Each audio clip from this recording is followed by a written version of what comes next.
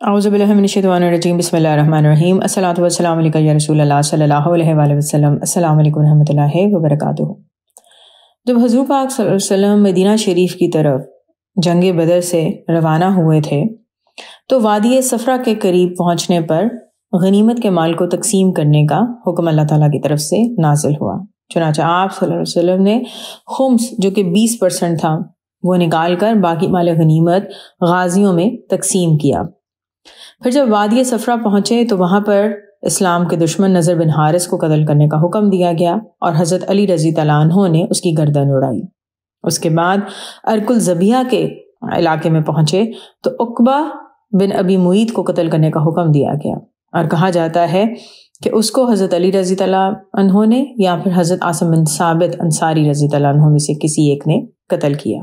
قریش کے 70 کے قریب قیدی مسلمانوں کے ساتھ تھے۔ حضور پاک صلی اللہ علیہ وسلم نے جب ان قیدیوں کے متعلق رائے لی تو حضرت عمر رضی اللہ عنہ نے انہیں قتل کرنے کی رائے دی، حضرت عبیدہ رضی اللہ عنہ نے انہیں جلانے کی رائے دی، جبکہ حضرت ابوبکر صدیق رضی اللہ عنہ نے فدیہ لینے کی رائے دی۔ حضور پاک صلی اللہ علیہ وسلم نے قیدیوں کے لیے فدیہ مقرر کیا۔ چونکہ یہ قیدی زیادہ تر امیر قبیلوں سے تعلق رکھتے تھے، اسی لیے فدیہ کی رقم 1000 سے 4000 تک مقرر کی گئی۔ کچھ قیدی ایسے بھی تھے کہ جو فدیہ کی رقم دے نہیں سکتے تھے تو ان کے لیے یہ مقرر کیا گیا کہ وہ کوئی اپنے تلوار یا اور جنگی اوزار دے کر بھی فدیہ ادا کر سکتے ہیں۔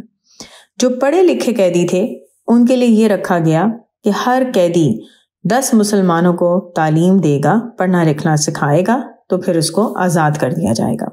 جنگ بدر میں ابو سفیان کا ایک بیٹا، سسر اور داماد مارے گئے تھے، جبکہ دوسرا بیٹا قیدی بن گیا تھا اور ابو سفیان مجبور تھا کہ اپنے بیٹے کی رہائی کے لیے 4000 درہم کا فدیہ ادا کرے۔ ابو سفیان نے قسم کھائی کہ وہ جب تک مسلمانوں سے انتقام نہیں لے گا تب تک چین سے نہیں بیٹھے گا۔ اس کی بیوی نے بھی اسی طرح قسم کھائی کہ اس کے بیٹے، باپ اور بھائی کا قاتل اگر اس کے ہاتھ لگ جائے گا تو وہ اس کا کلیجہ چبا ڈالے گی۔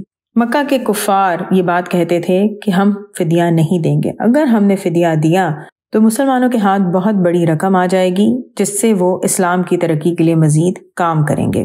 لیکن جب قیدیوں کے خاندان نے ان کی منت سماجت کی کہ وہ اپنے قیدیوں کو واپس لانا چاہتے ہیں تو تب قریشی سرداروں نے فدیہ ادا کرنے کی اجازت دے دی۔ جنگی قیدیوں میں حضور پاک صلی اللہ علیہ وسلم کی صاحبزادی حضرت زینب رضی اللہ عنہا کے شوہر ابو العاص بھی موجود تھے۔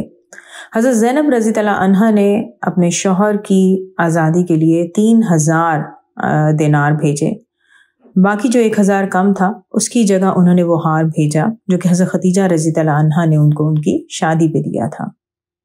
جب حضور پاک صلی اللہ علیہ وسلم تک یہ ہار پہنچا تو اسے دیکھ کر آپ صلی اللہ علیہ وسلم پر رقت طاری ہو گئی۔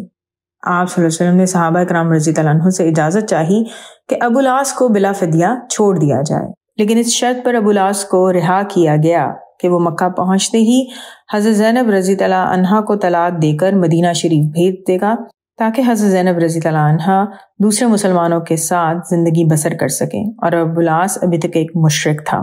بہرحال ابو العاص نے اپنا وعدہ نبھایا۔ جب آزاد ہو کر مکہ پہنچا تو اس نے اپنے وعدے کے مطابق زینب رضی اللہ عنہا کو مدینہ کی طرف روانہ کر دیا۔ اس نے حضرت زینب رضی اللہ عنہا کے ہمراہ اپنے بھائی کنہ کو ساتھ کیا تاکہ حفاظت رہے، لیکن قریشیوں کو اس بات کا پتہ چل گیا تو انہوں نے حبر نامی شخص کی قیادت میں حضرت زینب رضی اللہ عنہا کے قافلے پر حملہ کروایا تاکہ وہ حضرت زینب رضی اللہ عنہا کو مدینہ جانے سے روک سکے۔ ابو العاص کے بھائی کنہ اور قافلے کے دوسرے مردوں نے حملہ آوروں کا مقابلہ کیا اور انہیں ہرا دیا، لیکن اس لڑائی کے دوران حضرت زینب رضی اللہ عنہا جو مکہ سے روانگی کے وقت حاملہ تھیں وہ اونٹ سے گر گئیں، اس لیے جب ان کا بیٹا پیدا ہوا تو وہ پیدا ہوتے ہی وفات پا گیا۔ وہ بچہ حضور صلی اللہ علیہ وسلم کا پہلا نواسہ تھا۔ جب آپ صلی اللہ علیہ وسلم کو حبر نامی شخص کے اس حملے کی خبر ہوئی تو آپ صلی اللہ علیہ وسلم نے حکم دیا کہ اسے گرفتار کر کے مدینہ شریف لایا جائے۔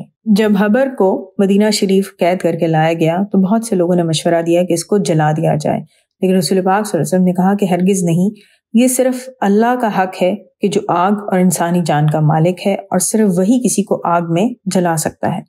انشاءاللہ باقی نیکسٹ ویڈیو میں الصلاۃ والسلام علیکہ یا رسول اللہ صلی اللہ علیہ وآلہ وسلم۔ السلام علیکم ورحمۃ اللہ وبرکاتہ۔